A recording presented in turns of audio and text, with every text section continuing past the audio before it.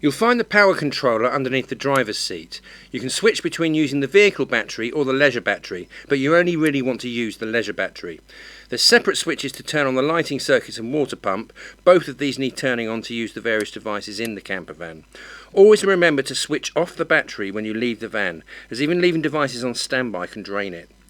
There's also circuit breakers and an RCD for the incoming power if you're using a hookup cable. Check that these haven't tripped when you connect the power or if there's a fault. There's also a switch to charge the battery when you're using the hookup.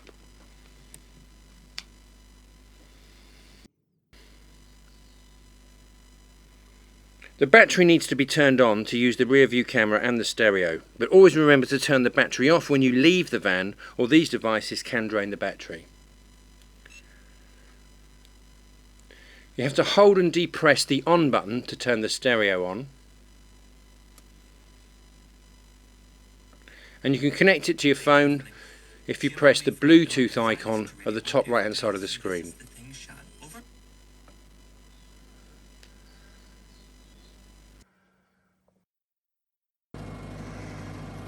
Okay, so the van runs on petrol and LPG. You've got a choke down here if you need it for the petrol. It's always recommended that you start up using petrol rather than LPG. And you can tell whether it's switched to the petrol tank or the LPG tank with this little switch here. When it's on red, it's using petrol. It's got a 3-point switch. It switches to the middle and then it switches to the top. When it switches to the top, it will go yellow, and then it's using LPG. Now it prefers you to switch over to LPG when you're actually moving along. But for the purpose of this demonstration, I'm going to switch over to the LPG tank while we're static. So once you're motoring along, you simply switch the switch to the middle position, the light will go off, and then switch it to the top, it goes into yellow, and there we are, we're now using LPG instead of petrol.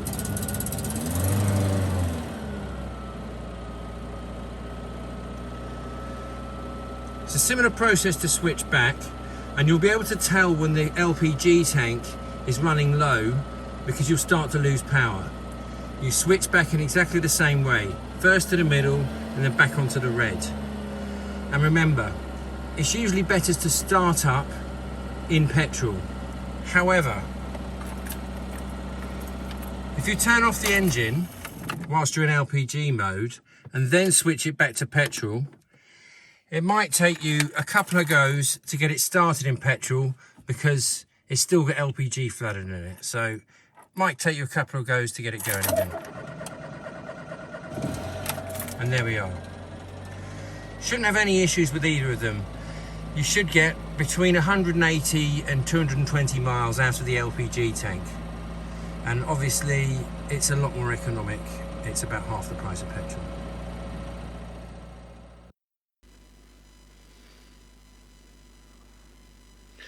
To fill the main LPG tank, you'll need the nozzle, which is kept in the storage compartment in the driver's door.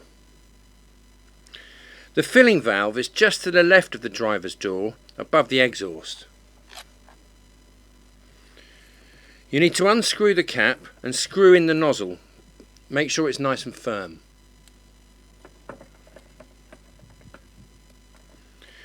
The petrol station's LPG outlet will clamp onto the nozzle, and you have to depress the button on the filling point in the petrol station and hold it in until it's done.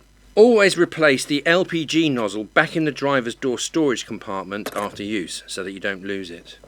There's a secondary nozzle to fill up the separate LPG leisure tank, but it will most probably be full, so you won't need it.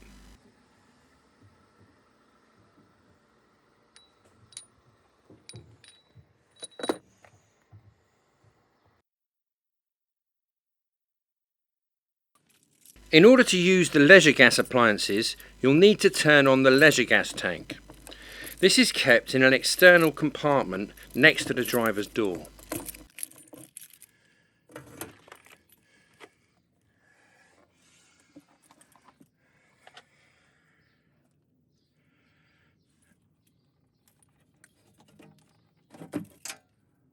You need to turn the valve on the gas tank to get the gas flowing.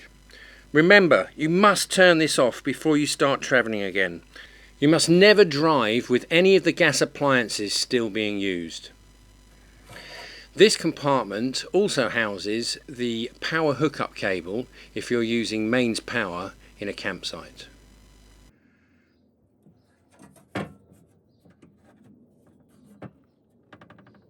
Make sure that the storage compartment is properly closed and sealed before you drive off again. It can be a little awkward sometimes to get it to hook in and close properly.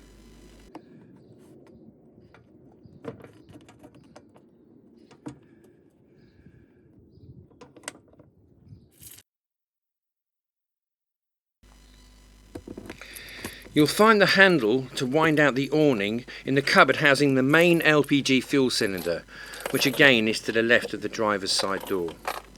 The awning has fold-out legs which also need clipping open, and one of the clips is slightly damaged, so you might need the handle of a spoon or a small knife to prise it open. And it's much easier to open the awning with two people, one person to hold it while the other person winds it open. Always remember to put the handle back in the same place so that it doesn't get lost.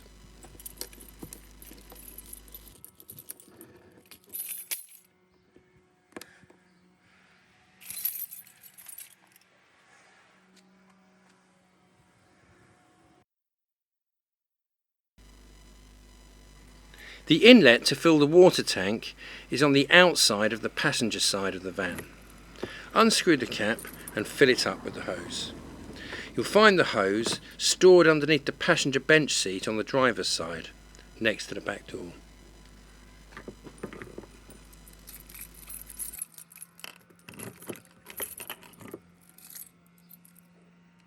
Just next to the water inlet point, you'll also find the power connection point. Lift up the flap and firmly connect in the power hookup cable. Just a word of warning, there's a breaker switch in the cupboard next to the toilet which houses the dining table. Sometimes when you connect the power, this switch will trip. So if the power's not working, just make sure this and the RCD in the power controller haven't tripped. The van contains a fully equipped kitchen. You have a sink with running water,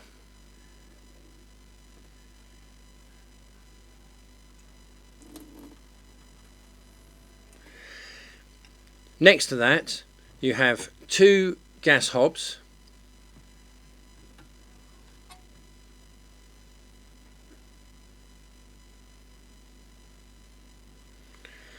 underneath you have a fridge. This runs both on electric hookup and gas power,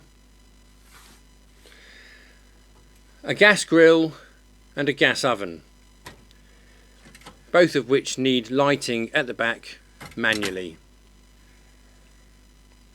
Underneath the gas hob you'll find a drawer full of utensils as well as a lighter.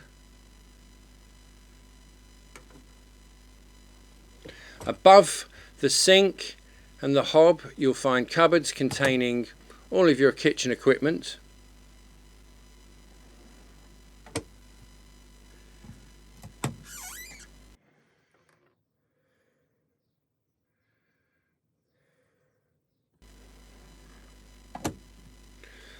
In the small cupboard next to the fridge you'll also find your gas isolation points. These will also need to be turned on in order to use the gas appliances and should be turned off after use. The top isolator, it controls the gas flow for the hob and also for the grill and the oven.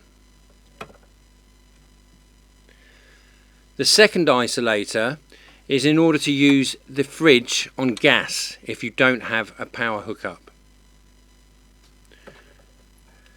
When they're turned horizontally, it will allow the gas to flow. Remember, when you're not using the appliances, to turn the isolators off.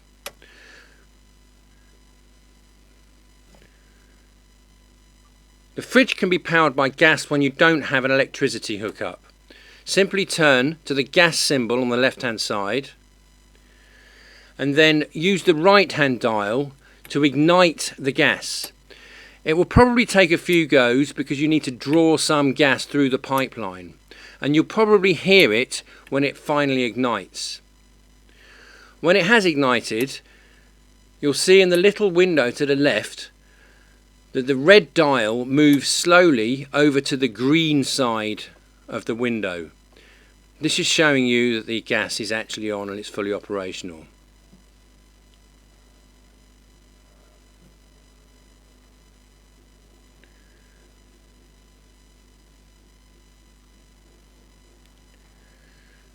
To turn it off, simply move the right hand dial to the right hand side and then switch back to the off position. And you'll see from the dial that the fridge is actually turned off.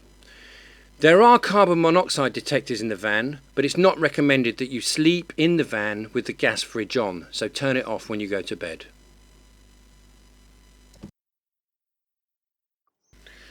Use the lighter in the drawer to light the gas hob. Just turn the dial and hold it down for a minute. You might need to light it a couple of times. You have to light the oven and the grill in a similar way by igniting it at the bottom of the back of both of those appliances.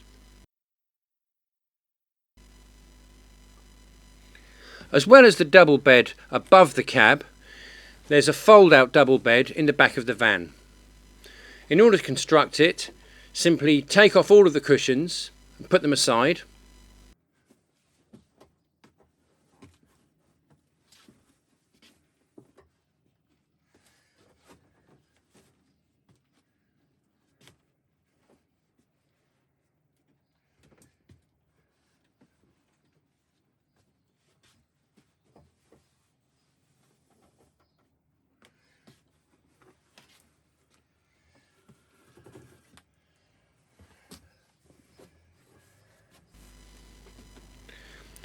Fold out the little wooden legs on the left hand side. Make sure they're fully opened. You then lift over the wooden frame from the right hand side. Make sure it sits firmly on the legs.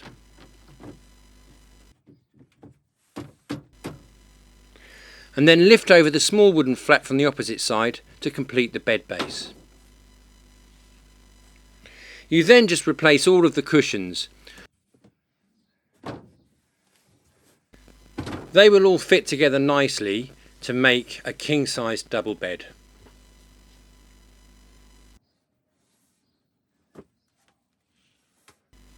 We also provide mattress covers, sheets, duvets and pillows for both beds.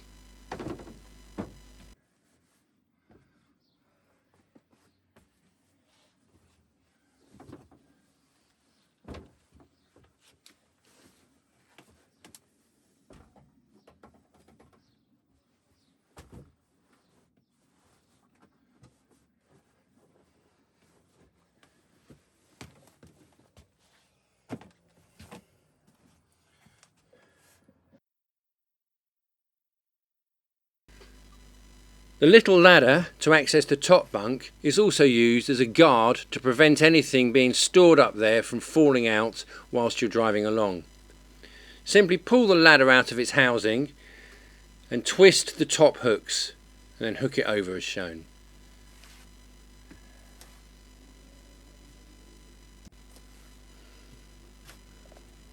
As well as a table for dining outside, there's an internal dining table as well. This is stored in the cupboard. Simply unhook the bungee clip and lift out the table from the slot at the bottom. Behind the table in the corner you'll find the single central leg for the table. You need to remove this as well. This then slots into the hole in the floor of the camper van. Make sure it's pushed in reasonably firmly. The tabletop then connects to the top of the leg. Again, push it down nice and firmly and it should remain pretty stable. Make sure when you put it back that it's clipped firmly with the bungee cable and in its slot, otherwise it will fall when driving.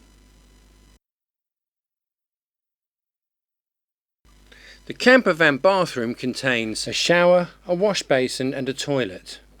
To use the shower, you simply disconnect the shower head from the tap, pick it up on its extended hose, open the ceiling hatch and clip it in place in the holder in the ceiling hatch.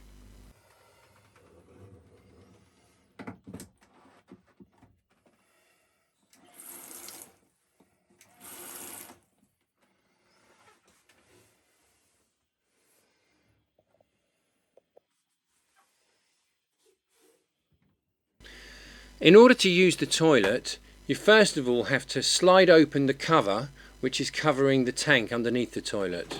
This is done by twisting the round lever on the left hand side.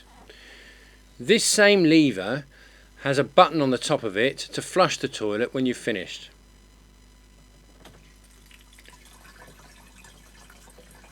Remember to twist this lever to cover the tank over again when you've finished. There's a toilet roll holder on the other side of the toilet. If you need to empty the toilet, you'll find the organic tank fluid in the cupboard underneath the basin.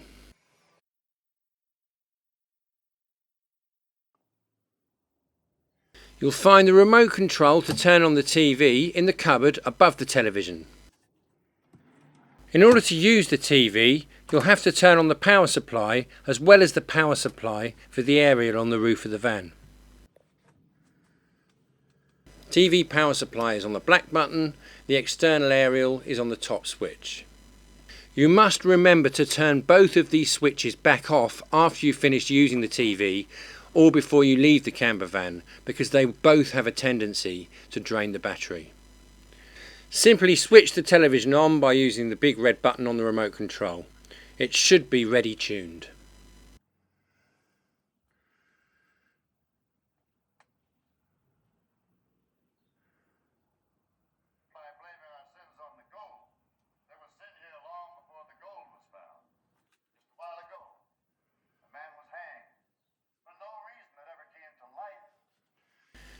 And don't forget, when you turn the television off, turn off the black button for the power and also the top switch for the TV aerial.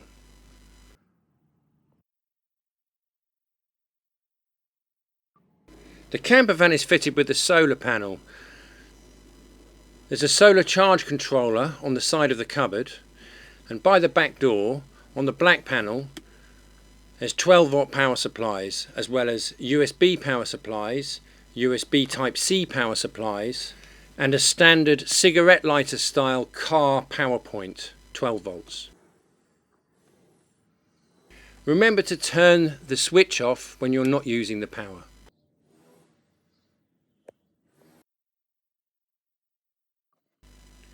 For ventilation, you can open the top hatches on the roof of the camper van. Simply put on the plastic clip and push upwards. There's also a fan that attaches to this vent in order to draw air through the camper van. You'll find this on top of the cupboards in the back of the van, above the driver's side passenger bench.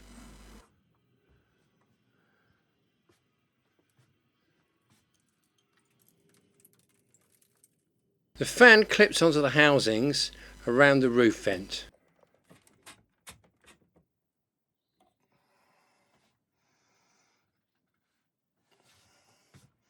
The power supply lead is also on the top of the cupboard. Just plug it into the side of the fan.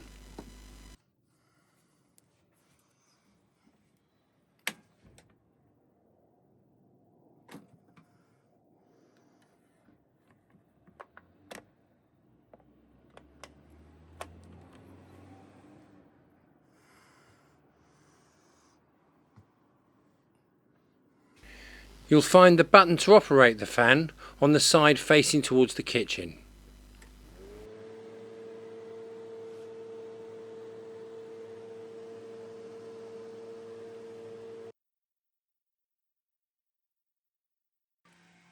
To empty the toilet, you need to remove the waste cassette, which is housed underneath the toilet. You'll find a small door at the back passenger side of the van, open that up, hold down the clip and then slide out the cassette toilet. There's a button on the other end of the cassette which you press down to let air in, and then pour the waste out through this nozzle. You just unscrew the end off it. To refill it, you'll need to use the organic toilet fluid which is in the cupboard underneath the basin in the bathroom. Just follow the instructions on the bottle. You need about 60 ml for 2 litres of water. Then simply slide the cassette back in until it clips into place. The toilet cleaning fluid is completely organic, so it's fine to dispose of it in a septic tank at a campsite.